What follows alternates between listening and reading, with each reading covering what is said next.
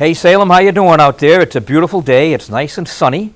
It's a wonderful day here at Salem Access TV. We're getting ready for this snowstorm that we're expecting or not expecting that the weatherman is talking about. My leg's telling me there's some weather coming, but it doesn't forecast snow as opposed to rain. So today we're bringing you a gentleman by the name of Mike Grimaldi. Mike is a working artist here in Salem. You've probably seen him around town doing murals during all of this COVID business, or even before that. Mike calls himself Grimdrops. So Mike, welcome to Salem Access TV. Thank you. Make yourself comfortable.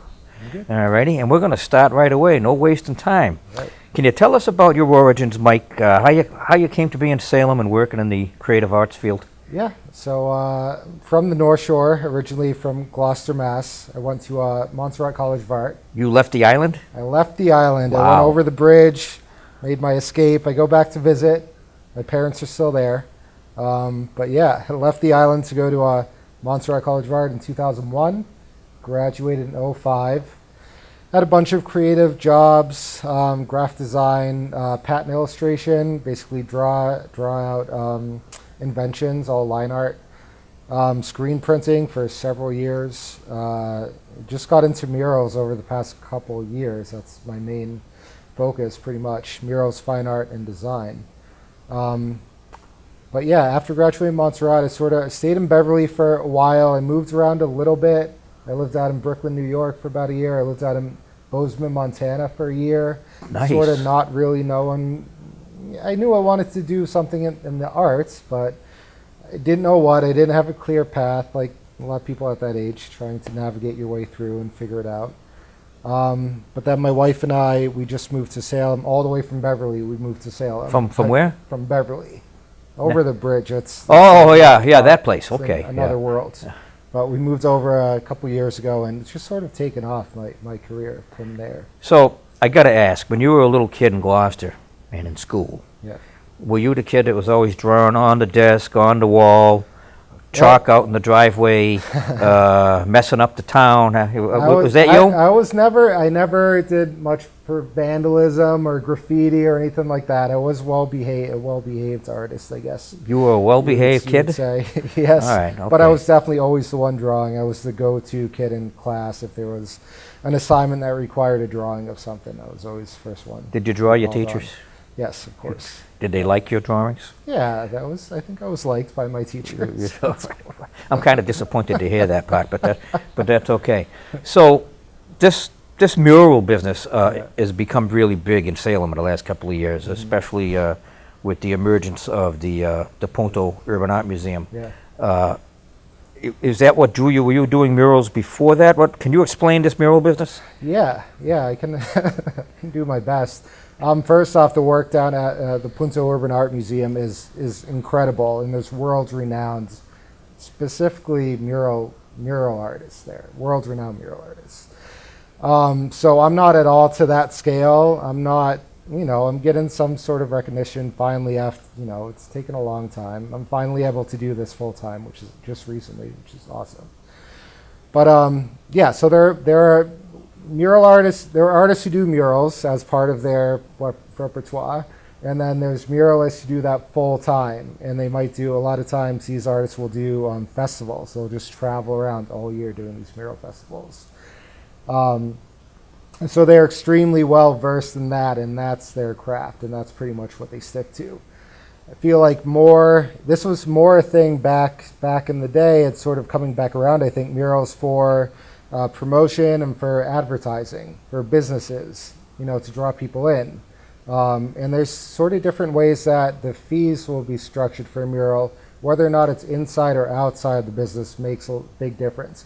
If it's inside, it's viewed more as decorative, because people aren't going to see it walking past. If it's outside, it's viewed more as like an advertisement, as marketing. So you can charge more for that because it's going to be more visible, more people are going to see it, so it's worth more to the company. So I think businesses around everywhere are, I guess, realizing once again how beneficial mural work can be for their business to bring more people in. For selfies, for example, having an awesome backdrop for selfies which we did at in Salem Commons in October. That's a great way to get people in there. Yes. If you're going to live in Salem, Yes. it's Salem Commons. Salem, I know. No Salem S. Common. I We only apologize. have one. I know better. I know better. But yes, Salem Common. So yeah, that's a great way to get people to stop in front of the business, get to take some photos, and then tag the business also, and hopefully send some people. I think that way. Salem kind of figured that out, having nothing to do with murals, with those Shuby Halloween lights on the Yeah. common. Yeah. They left those as a gift to the city, I guess. Right. And Love those. I noticed after that, and the city noticed also, that at night there would be people standing or sitting on the grass under those lights, just having a conversation, Yeah. taking pictures of the Witch Museum or the statue across the street. Yeah. So you provide something to encourage people to gather around, Right. they'll do it. Yeah, absolutely. And something with the lights, as it's simple as the lights, I guess, I don't know. But it totally transforms the space, So it's so cool. It's something that you can walk through the common every day, if you're on your way to work or whatever, and then you see something like that. That seems relatively, insignificant, but like it changes that area dramatically. So I think that's really cool. Now, as we see the murals around town, Yeah. as we see more murals around town, Yep. I've gotten to the point where I can identify the work of some artists. Yeah. How would you describe your style that you use? Very clean. As far as I'm not very painterly. I don't consider it's not at all to say anything negative about painters, about fine artists, because I have a lot of friends who have that talent, and I hold them in extremely high regards. I don't have that. I'm not painterly. But basically, I always sort of describe my mural work as paint by numbers. I design my own paint by numbers, for these murals. They all are done in the iPad to start, and then just hook up my iPad to my project it onto a wall, then trace it out. But it's all very clean, bold, graphic work. It's not painterly. It's like the blue goes here, the red goes here, the yellow goes here. It's very regimented, I guess. So do you select all of the colors beforehand, or do you kind of let that flow as you move along? We select them beforehand. My wife helps me out a lot with that. My wife, Tatiana. Color has always been one of the most difficult obstacles for me. I'm not full-on colorblind, but I do have issues differentiating shades of color, like navy to royal blue, stuff like that. And that's apparent, that's more common than, much more common than you could think in the art world. I think two of my professors from Montserrat, illustration professors, they both have the same issue. So what they did and what I've realized that I do, also, I just go more based off of contrast than Okay. anything else. Which makes your work stand out Yeah, right. visually Absolutely. a little stronger Yeah. than stuff that blends together more. Yeah. So you've done, how many murals have you done on Salem? Do you have a count? I don't have a count, probably a dozen or so. I just did the third year in a row for Salem Arts Festival. Right, And Artist okay, Row. yeah. I just did my third one. Those are still up, by the way. I went by Yeah. there today. Yeah, so those have always been, that was actually my first mural that I painted. Was 3 years ago for the Salem Arts Fest. That's the first one you ever did. That's the first mural I ever did. It was 3 years ago, and it was a 4-foot by 8-foot sheet of plywood. And I remember showing up to that. So they're all primed. The city has them all just, primed white, whatever. So you show up, you're good to go. You have your sketch. You have everything laid out. And I remember getting up to that sheet of plywood and just like, there's no way I can possibly make a finished piece on this in 2 days.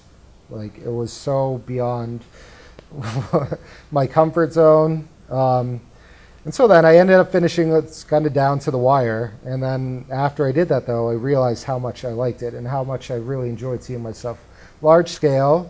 And so many more people are going to see it than if I do like a fine art, like painting, which I still do. But you get the feedback. What's so cool about painting at festivals is because you get live interaction with people Right. and feedback, and Well, pretty much anyone that says anything. I mean, my experiences anyway. If they're going to say anything at all, it's going to be it's positive. It's always like, "Thank you." It's positive. That looks awesome. Whatever the naysayers, for the most part, they're whatever. You don't hear them or they don't say anything to you directly. I love the critics because I never listen to them. Yeah, exactly. I've had my critics in today, believe it or not. You know. Were you happy with your mural at that first time at the Artist Row? It's very important. It was a huge learning curve, so I wasn't super happy. It's like I have a photo of it in my current studio.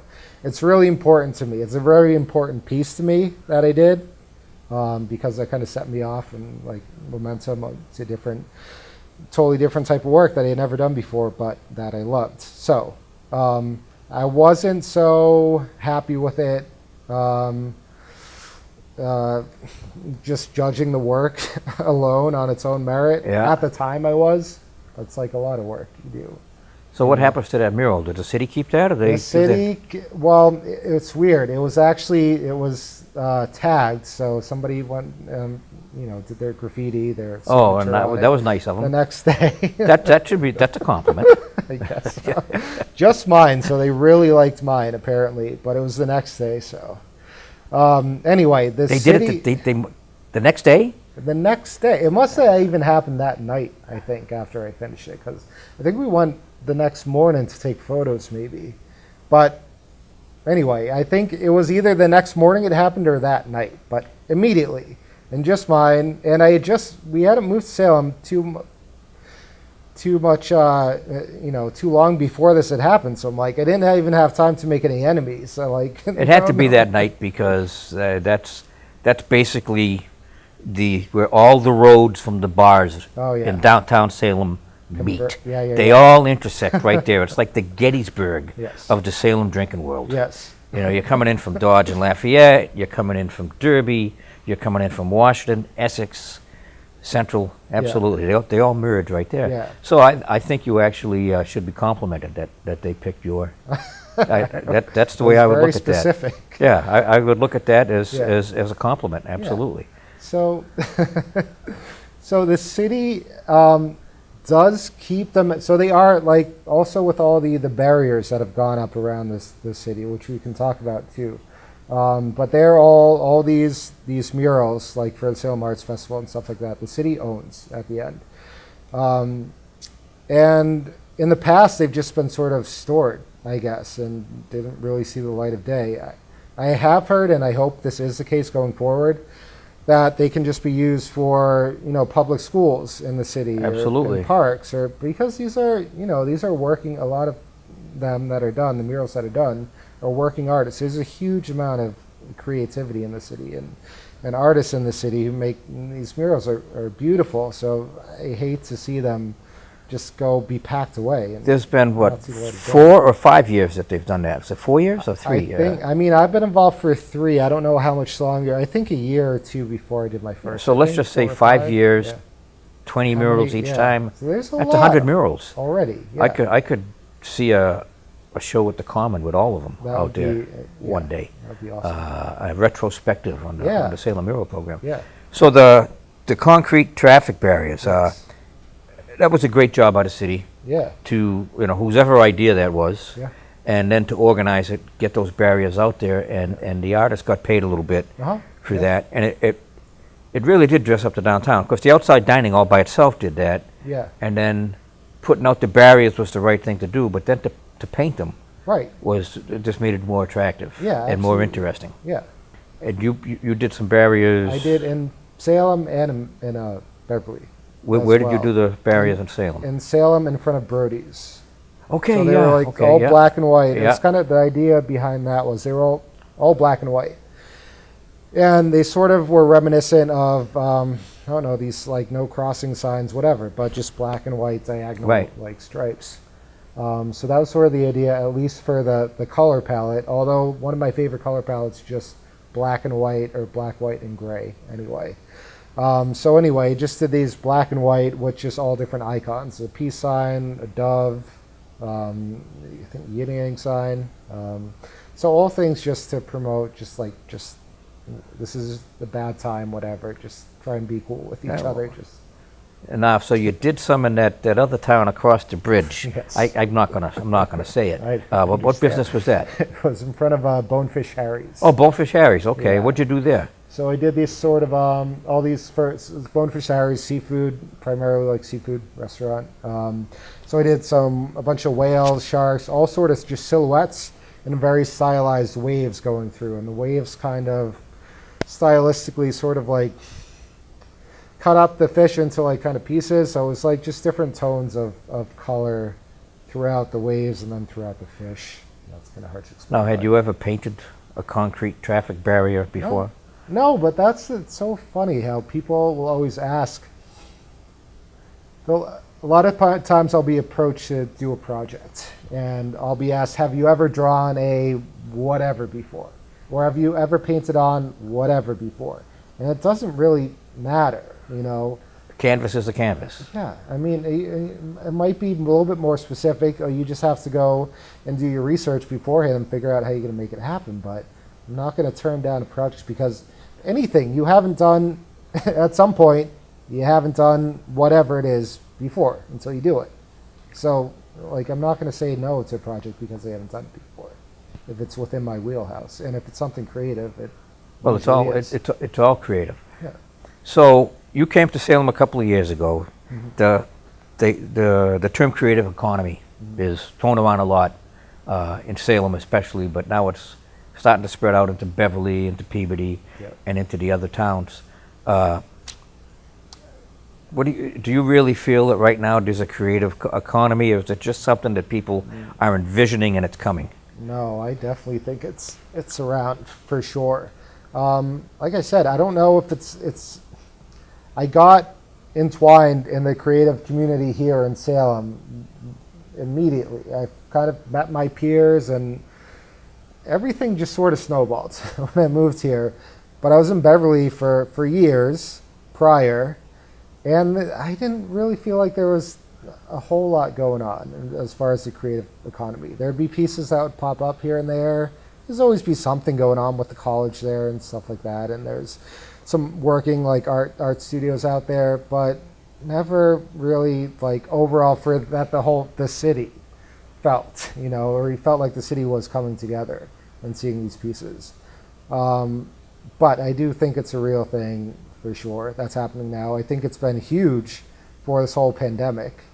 You know, it's just been, even the barriers, for example, been a great way to brighten up a really dark time. Whereas putting out, like you just mentioned earlier, putting out blank barriers, which of course the main reasoning for them was to keep people safe, you know, in outdoor seating areas.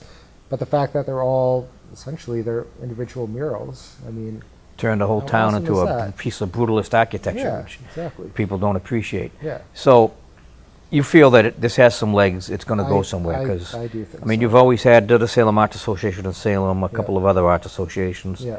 Over the last few years, Creative Salem, Yep. now Creative North Shore, you're affiliated, you do some, you're Yep. affiliated with them. Yes.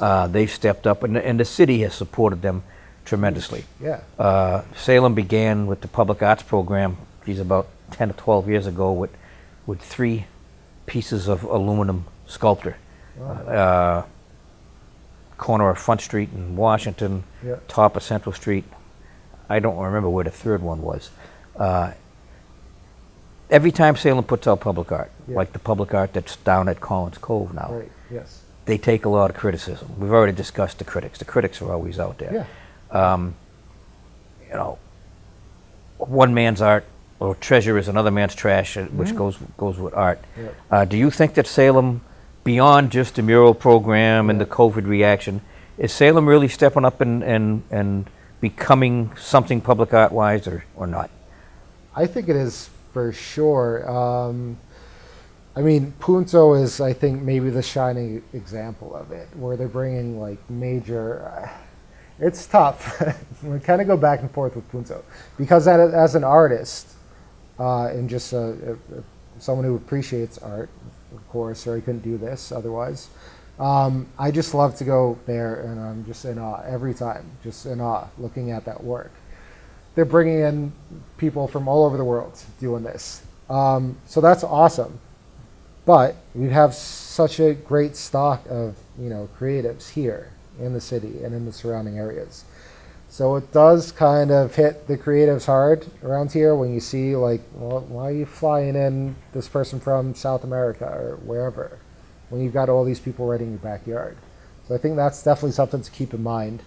And we've got, there's so much, people here, artists here are hungry. They want to be seen. They're they talented. want their work to be out there. They're talented. They've got the drive. So Well, Punto does that little stretch along Peabody Street, Yeah. the electric company wall there. Yeah. They dedicate that to the local mural artists.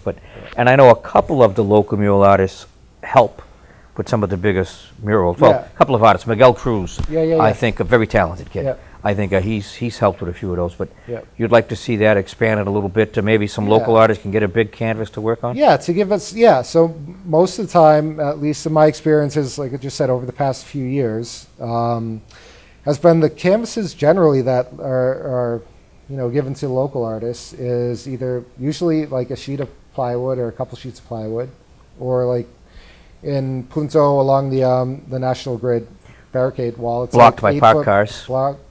Largely most of the day blocked by parked cars, so you can't see it. It's great during the festival, they do it. But yeah, an 8 foot by 8 foot, which is, it's cool. Like I love that we have that opportunity, but there's. But then it gets covered up next year when somebody else paints on top of it. Yeah. So, I mean, I don't, that going in, so if you really have an issue with that as an artist, which is, totally from person to person, I don't.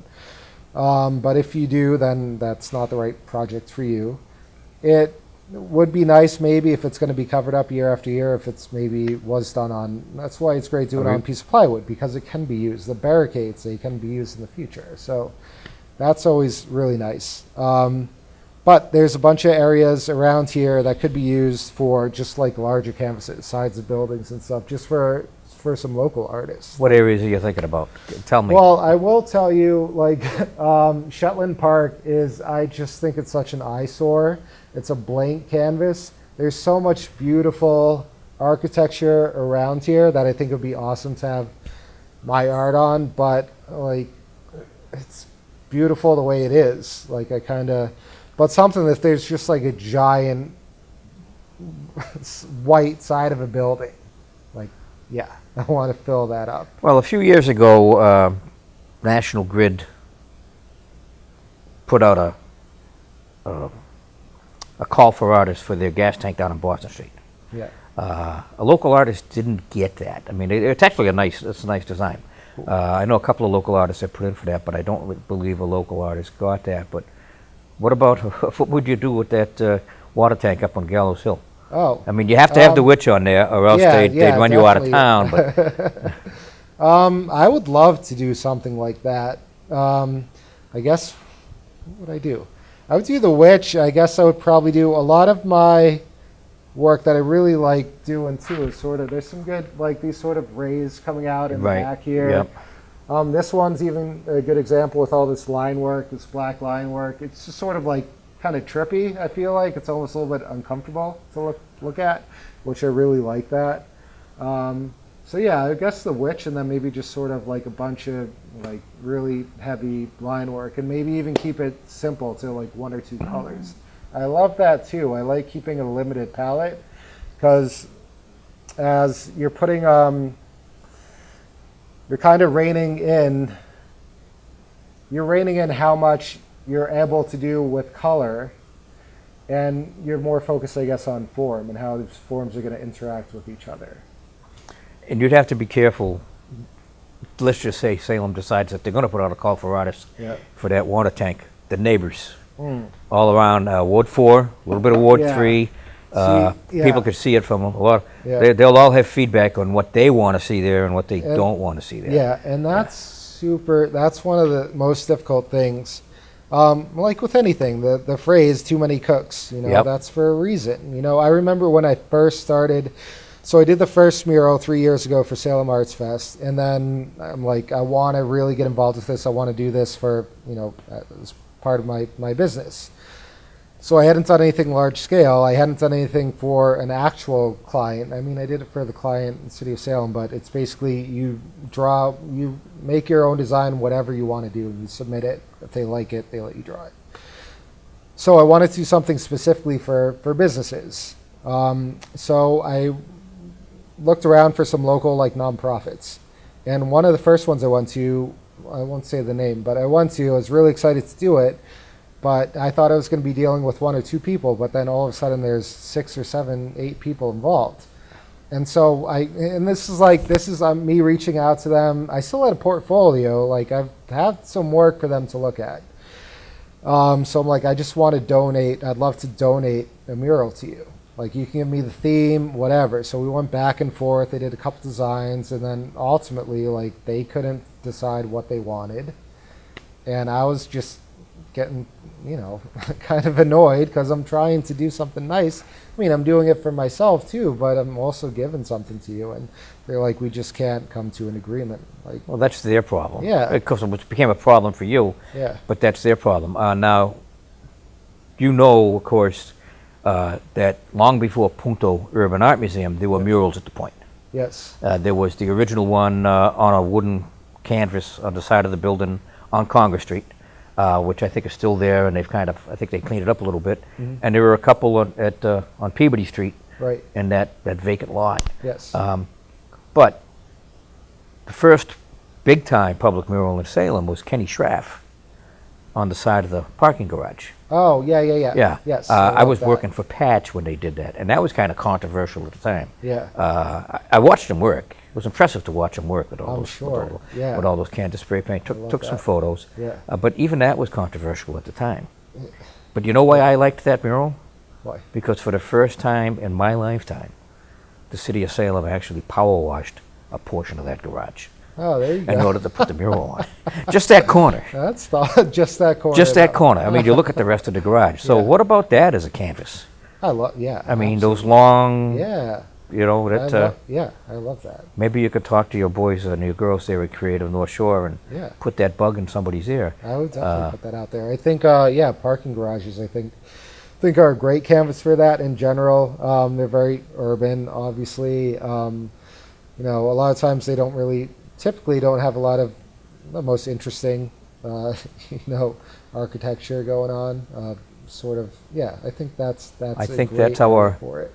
That's our last remaining 1970s brutalist structure. Yeah. There was that one, the old district court, which is gone now, and the probate court, Right. which is gone now. We have, oh no, all we have, and then we still have the O'Keefe Center up on Salem State, up on Canal Okay. Street too. Yeah. There's some canvas there Yeah. too. Yeah. on That'd that. be a cool spot. Yeah. So, what would you do there? What would I do there? I don't know. I'd have to think about it. I would really like to do some of the artists that I follow, some of the muralists that I follow. I've been talking to friends and to colleagues and associates about this too. Like this piece of Bart Simpson that I did. I do follow some. It's a really widely done thing now in fine art, or people that I follow in fine art and with murals as well. It's taking pre-existing usually cartoon characters, well known, Bart Simpson's, characters from Family Guy, Bugs Bunny, all this stuff, and these artists are putting their own spin on it. Whether it's with crazy line work, or if they do a mashup of maybe Homer Simpson with Pepe Le Pew, for example, whatever. So they're taking registered artwork, but they can fall under this guise of parody law. Right, okay. So if it's different enough, that you make it into something somewhat new and unique, you're allowed to do that. So that's something I've been messing around with. I'm going to be doing a show. I was supposed to be doing it last summer, but COVID, that didn't happen. So hopefully this summer. But I'm doing all sort of this kind of stuff with Simpsons, but it's mashups Right. with Homer's head on Marge's body, and for example, and Moe. I don't know, all these different You characters. could go a lot of mashed up directions with together. Mo. Yeah. Yeah. But I would love to do this in large scale, one of these pieces. So there's one other piece of 1970s brutalist architecture I forgot about, and it's actually it's the biggest one. The building on Charter Street, the Salem Housing Authority building. Oh, yes. What? How would Yeah. that look as a canvas? That Those big, long brick columns. Yeah. That would, I love, yeah. Just a tall vertical canvas. because you Oh, you could see that for miles. Yeah. You That could would see- be very cool. That would, of course, that's a state building. Yeah. That's a state, Yeah. Salem House. Yeah. That's state, but maybe we reach out to Paul Tucker and send it to Lovely and, Yeah. and see if the Salem Housing Authority is interested in Yeah. some public art. You heard it here first, folks. We're going to put a mural on the Salem Housing Authority building on Charter Street. I like it. What do you say? Yeah, I'm in. Okay, I'm going to Sign take me credit up. for that if it happens too. So we're going to go back to the creative economy. Yes. How many people? There's no precise number. Are there people in Salem right now that are able to make a living strictly in the creative economy? I mean, Yes. it's a difficult thing to make a living in this economy anyway. Yeah. Yeah, it's extremely difficult regularly. I know it's possible. I'm doing it, so I know it is possible. You gotta have. Well, I see a few around frequently. Yeah. I see Emily Larson around a lot. Mhm. I see Anna did a thing Anna Dugan, yeah, she Anna just went Dugan. full time. around a lot. Yep. And she's doing work in Lynn. Mhm. You've been doing work in Beverly. And then, there's a couple of others also, but it's difficult. It's extremely difficult. And Anna did a thing. She's a close friend. We've worked together on a lot. She got into murals right at the same time I did. We both went to I met her just a few years ago when I moved here. I met her when she started doing the windows at The Gulu. windows at Gulu, Yeah. yeah. That's when I first saw her work on there, and then I started following her. I reached out to her about us doing something together, and we've worked like side by side on projects. I just had a mural I did up at Wolf Next Door Coffee. It's going to be opening next week, I think. Wolf Next Door on Derby Street, guys, Yes. opening soon. Yes, same owners as Lobster Shanty. So yeah, I did a mural in there. I had Anna come in, and this is actually a cool thing too. A lot of times, depending on the piece that you're working on, if you're in the time crunch, or if it's just a gigantic piece that you need more hands on, you can call people in. So I called in my friend Brett, and then Brett Mason, who went to Montserrat, and I called in Emily to help me out, Anna to help me out, finish up that mural. Over at Wolf Next Door, we sort of had a time crunch. So that's another great thing about this community here. It's very supportive. There's a lot of people doing murals, doing maybe the same type of work, but in their own style. Like it's very supportive, and everyone really tries to help people out. If you forget some supplies, whatever, if someone's got them next to you, they're gonna lend them to you. So that's been awesome. But as far as working full time in the creative, doing as a full time creative, if the person doesn't have that just drive that this is what they're going to do no matter what, it's not going to happen. You have to be determined. You have to be determined. And everyone always throws around, how talented you are. And yeah, most of the people who are still doing it at this point in their lives, okay. There's some talent. Like I've been, really interested in drawing since I was a kid, but I was also one of the few people that I even went to college with that did not give up. Like most of the people, I have friends who I graduated with who, raw talent-wise, I think they're head and shoulders above where I'm at currently. But they didn't have the drive to stick with it and to make it happen. So You have to be willing to do that. So going along, this is kind of piggybacking on that, and along with some city business. Now, the city of Salem the city council just approved a $16 million bonding program for the parks. Okay. Forest River, Salem Common, Palmer Cove, the Willows, and which basically means that over the next 5, 6, 7 years, maybe 10 years, they can borrow up to $16 million at a really low rate. Salem has a very good bond rating. Okay. For all the criticism that the city takes, Right. excellent bond rating. So they got a really good deal in the $16 million that they're going to be spending piecemeal over a period of time. We have an arts commission. Yeah.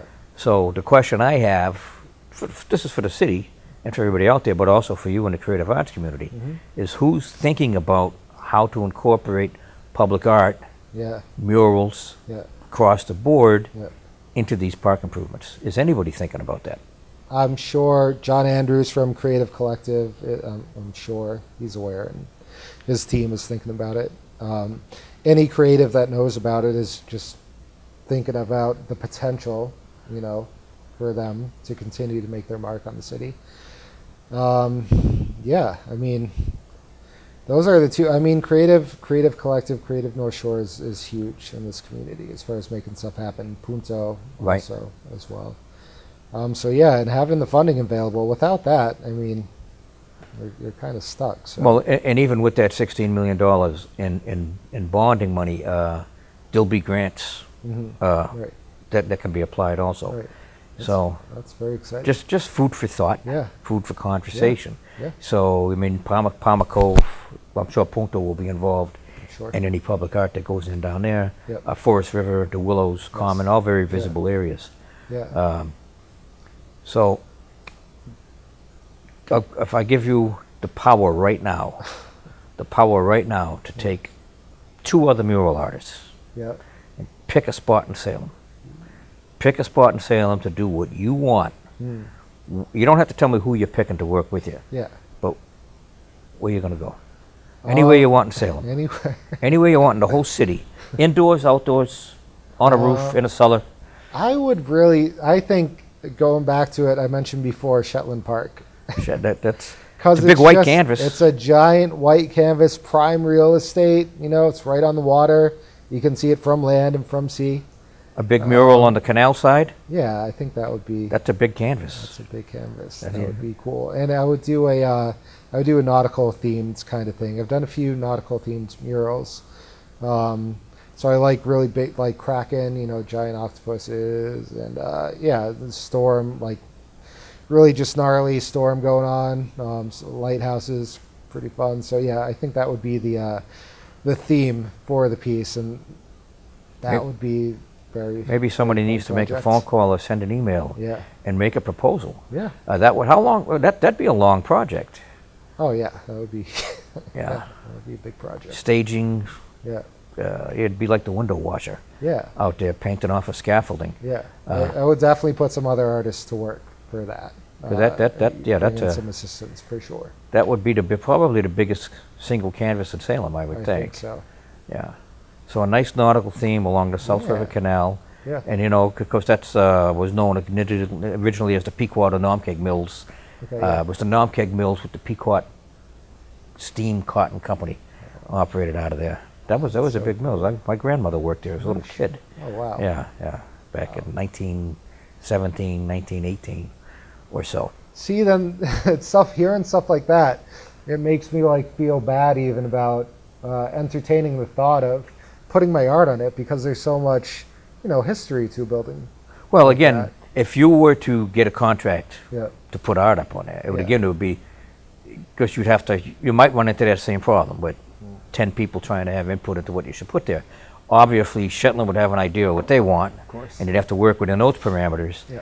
But one of the discussions in Salem a lot is when they talk about the point is of course you have the Latino Yeah. history there, Right. going back into the late 50s, early 60s, but with the French Canadian neighborhood prior to that. Right. And a lot of the French Canadian people feel that gets slighted. I don't necessarily feel that gets slighted, but the point is valid. Right. They feel that gets slighted. So of course all the French Canadians like me, we're going to want you to. I'm going to want my mamere up there, and then all the Dominicans and the Puerto Rican Yeah. families are going to want something commemorating that. Makes sense. And I'm sure Shetland's going to want something commemorating the mill industry, French Canadians or no. So, because the mill industry brought both demographics up here. Yeah. They brought the French Canadians in to Yeah. work, and Right. that's what brought the Dominicans and the Puerto Ricans here also, was work. Yes. See, that wouldn't be such a bad. The thing is, if I'm given a bunch of different ideas, like we'd like this incorporated, that incorporated, I can do that. Right. Where it gets to be an issue is if you're going back, because you're going to put so much time as an artist. We're going to put so much time into making a cohesive piece, putting all these different elements into it. When it goes like back and forth from edit, revision, and getting everybody's take on it, that's when it becomes just like, I can't. Well, I it want would to help you out, but yeah, it would actually be interesting to see what the Shetland. Of course, there's a new ownership at Shetland now. yes, I don't know if they've actually technically closed that yet. What would their vision be? Because they want to build up there. So, They don't really? want. Yeah, Oh, I didn't know that. the new owners have an unofficial proposal, an informal proposal to build housing there along with. Really? They want to, the one plan that I saw, I think, included a 15 or a 20-story building. So they're looking at change there, Okay. but that's going to be difficult for them also. That's going to be Yeah, zoning oh, changes and sure, things like yeah. that. But there will be public art Yeah. opportunities there. That would be very very cool.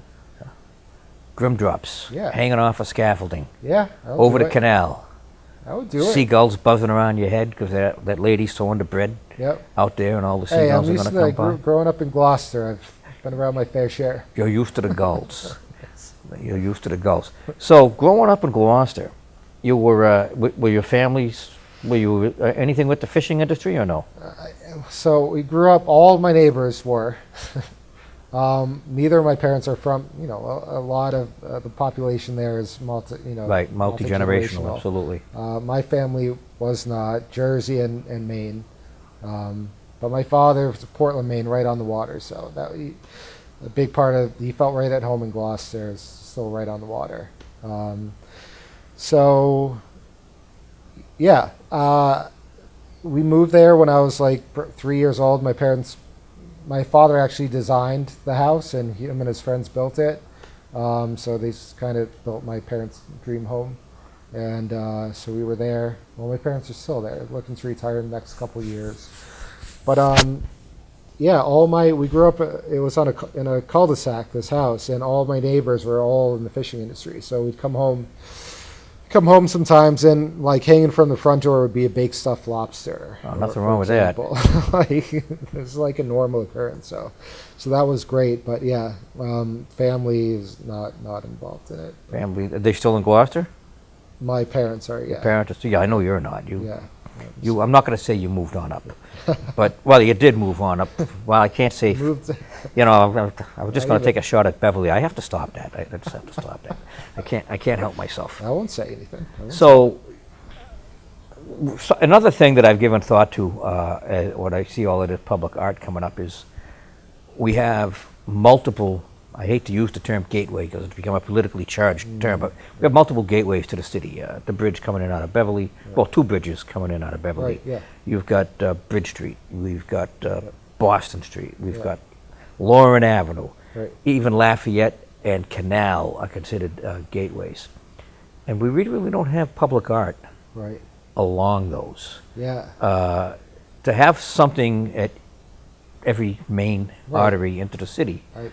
And even that four-way intersection at New Derby Street, Yeah. Washington Street, and Norman Street, Yeah. we really don't have anything visible there for public art. Right. So those are spots that I think there's going to be opportunities coming along Yeah. to put public art there. I think that'd be great, and that'd be great. Kind of, yeah, right at the gateways to the city. It's just, something cool to even if you live there. I think that's cool to signify that you're entering back into your city or whatever, and then to have, it's obviously an enormous amount of tourists, normal, year that come visit.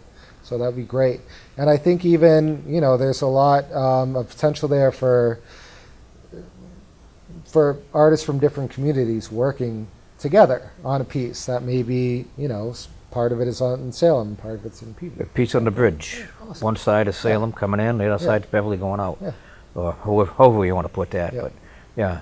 Yeah. So, I mean, some of them would be a place for a mural. The bridge, obviously, you could do a Yes. billboard type Yeah. thing. You could put a mural there, Yeah. even at Kernwood. But some of the others wouldn't. Well, even murals at Canal and Lauren Ave you could do. Yeah. But what would you think is a good idea for, I mean, just even beyond murals. Yeah. I don't know. My head's definitely in mural zone right now. The first thing that's coming to mind as far as like, if we were on the bridge, for example, the Beverly Salem bridge, just coming into the entering into Salem, I would just think all just Salem landmarks, for example. I did a mural for, it wasn't even a mural. I guess it was like 4 foot by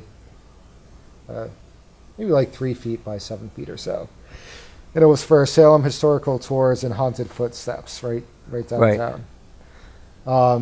And so this piece was on the front of the like a welcome desk area, whatever. It's like standing height, waist height, whatever. And so it went on the front of there, but they just the client wanted the friendship, wanted Reds, the Witch House. I can't remember what else, but it was all Salem, themes to, iconic Salem things, architecture or ideas, whatever. So something like that. I think that could work anywhere as the entrance to any major city. Just see, the history, what's important to people in that community, and just take all those ideas and incorporate them into one piece. I think that would make a great welcoming piece to the city. So More food for thought for the city as it moves forward. Yeah. So public art on the main entrances to the city. I've even seen like with lighting also. You said other than murals, and they're obviously creative. Got friends who are fine artists, very painterly. I've got friends photographers, videographers, sculptors. All there's so many avenues out there. In Lynn, for example, they were doing under one of the overpasses. They were just doing lighting, but just really cool lighting effects. That's all. And we were talking about in the comment. It's interesting that you say that because a couple of years ago, Salem sent the eagle that sits on top of City Hall out to get cleaned up. Okay. And they brought it back and they put it on top of City Hall with the guide wires, and it looks nice. Yeah. And at the same time that they got that new eagle up there, I'm looking across the street at the City Hall annex, and I saw this weird looking light up there. Multiple colors, it seemed. Yeah. And for weeks, I'd look up and I'd see that thing. I couldn't figure out what it was for. Yeah. What is that up there for? And it took me like 3 weeks to figure out it was to light up the eagle at night. I don't know if you've ever even noticed that. Oh. It's directly above the entrance to the City Hall annex on the top of the Art Deco 1950s building. Yes. And it shines on that eagle. All right. So check that out. Yeah, it just I looked at it for weeks. Yeah. What is that? Why is that up there? Yeah. What are they spying on us? Or what's going on? And I finally figured it out. So yeah, you could there's a lot of different things in this city that you could illuminate one way or the other. I mean, they actually do a really nice job of illuminating the bandstand on the Common. Yes. It's understated. Yeah, but I love that. When a good photographer gets a hold of that at night, they can really do wonderful things with that photography. Yeah. And there's a lot of different things in the downtown, or even outside the downtown, that we could probably illuminate a lot better. Yeah, that's true. I think like Artist Row, for example, would be a great spot. Well, Artist Row is such a, it goes back to the late 70s. Those were open-air stalls initially. Okay. Open air. They weren't closed up. Oh. They were open-air stalls initially, part of the urban renewal. The award-winning urban renewal program, as they say. A guy by the name of Collins designed all of that brick and granite work.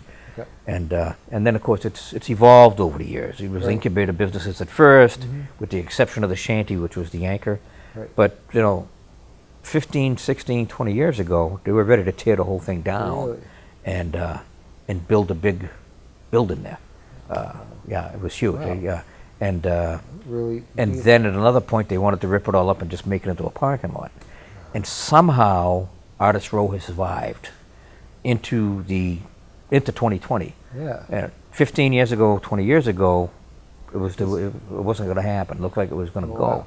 So it's there. It looks like it's there to stay. but in its current form, it's not. Something has to be done. I agree. Personally, controversial, but I think they should have definitely leveled the whole thing and started over, built a new artist row. But they didn't not in great do shape. that. And you can't really heat those buildings effectively. You can't, because they were built as open air stalls. Right. And so what Yeah. they do, they got 2x4s and plywood in between, and but that's not going to happen in a hurry. So, Right. I mean, the arts community and the businesses there have done a nice job of cleaning it up, making it attractive, but something needs to be done. A lot needs to be done for it. I mean, I've got one of my friends, actually, the shop down there, Grayson Diggs. Right.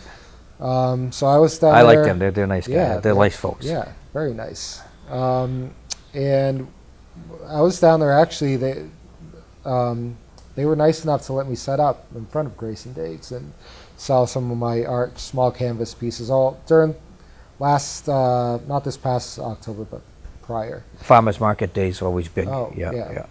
So I would sell just canvas for the month of October, just all kind of horror, Beetlejuice and Mike Myers, just really simple kind of silhouette type things. But I was out there set up in front, and like the sewage would be backed up, like on. Yep. It's like a daily occurrence, like however many tens of thousands of people come through here every year. How is this It's not taken care it of? was when they first started Artist Row. It wasn't. It was the marketplace. Yeah. It was the Salem marketplace. Like I said, open air stalls, and there was a budget strictly for that. It wasn't a big budget for care and maintenance. Yeah. And then as years went on, that money started getting nibbled at to go here, nibbled at to go there. Yeah. And then for a period of years, there was basically no budget. That's when it was really falling apart. Right. Over the last 10 years, they started to throw a little money down there, trying to clean it up. But until there's a real direction chosen, Right. and it can't. Cultural change has to happen. Right. It can't just be under the purview of the planning department. Yeah. There has to be a group who works just for that area Right. with a budget Right. to keep things going. But Yeah. not going to happen in the near future. No, and like you said, it looks okay. It doesn't look terrible. I think they sort of put a. My father used to say, "It looks good driving by in a fast car." I don't even. Okay. I won't even go. I don't think it's that. Okay. I think it looks all right, but yeah, it needs a lot of work. There's so much potential, I guess, is the main thing. There is, and I think the mix of businesses down there right now are really good. Yeah, me too. Of course, we all miss Tommy Gagnon I know. with the wood shop, because he really kind of became a rock down there. Yep. With him at one end, the shanty at the other. Yeah. But there's a good mix of businesses down there right now, Yep. and a good amount of activity going right through Christmas time. So Right, and it's great too that I think this is the first year that they started doing the artist in residence. Right. That's one of the storefronts there, which I think that's a great idea for. It's very specific. It's a Right. great idea for specific artists who got. But for an makes artist sense in for it. residence, there should actually be a residence there, which they could do also. But it's not easy. It's money. Yeah. It's money. Yeah. And we'll see as times go on. Yeah. So I mean, the mural thing is a program that you never had before. Right, yeah. That brings people down there. The farmers market now brings people down there on a regular basis. Yeah. So there's a lot going on. Right. Well, I'll tell you, just going back to, just that this stuff's been going on for a while. You're just walking downtown. I know you're very aware of this, the architecture around and all this sort of stuff, but this thing called the ghost sign. It's basically a sign that was done on the side of the building back however long ago, and a lot of times, I think most people probably don't even notice it, and if you are someone who notices it, you really have to look out for it to realize it. And so there's all these sort of like advertisements on the sides of these beautiful old brick buildings. There used to and be a lot more. Yeah. You'd like to restore those? I have love somebody do them that? as they are. I just bring it up to say that this is something that's been going on for a long time. I think it's more In the past, it had been more geared specifically towards, more commercial Good. aspects rather than artistic. But the sign that stuff, these ghost signs, that is an art. Like, that's a serious. That you devote your life to learn how to. Well, if you look at the one right out here on the side of the Brothers Building, that's it's actually my two. It's 2 in 1. I love that. There's 2 of them there, Yeah. one on top of the other. One for the Almies store and one for the car dealership. Yeah. And I remember that car dealership. Oh wow. This whole street was nothing but gas stations and car dealerships, Oh wow. except that the building where Beer Works is Yep. sold boats, and they had a Yeah. showroom there. Oh wow. So, the ghost signs. So Yeah. you don't want to see them. You'd have to preserve them somehow because they just keep fading. Right, they do keep fading. Yeah, if they could preserve them, maybe even just put a couple coats of just a clear coat on Yeah. over it. We lost one a few years ago behind the CVS building. Oh no. Yeah, I don't know if the bank was covered that over or CVS. We lost one there a few years ago, but yeah. Yeah. They're still out there. I love them. I wouldn't want to touch them up. Just some preserve. homage that was there. So you just reminded that you're just the one, doing it now. They were here before Yeah, us, they were here before and there'll be us. somebody after us. Yeah, exactly. All right. Well, Mike, it's been a nice chat. Well, thank you. We're gonna make sure that we put everything that you want us to put in the credits afterwards. Okay. Website, Facebook page, Instagram, whatever you have. Okay. We'll get that from you. We're gonna put that in. Awesome. So this is Salem Access TV and Salem Digest. I'm Bill, and this is Mike Grimaldi, otherwise known as Grimdrops. And thank you very much, sir, for the nice chat. Thank you, Bill. And we wish you luck in all of your endeavors I appreciate moving forward and your creative economy too. it. Awesome. So Thanks so much for having me. It was our pleasure, absolutely.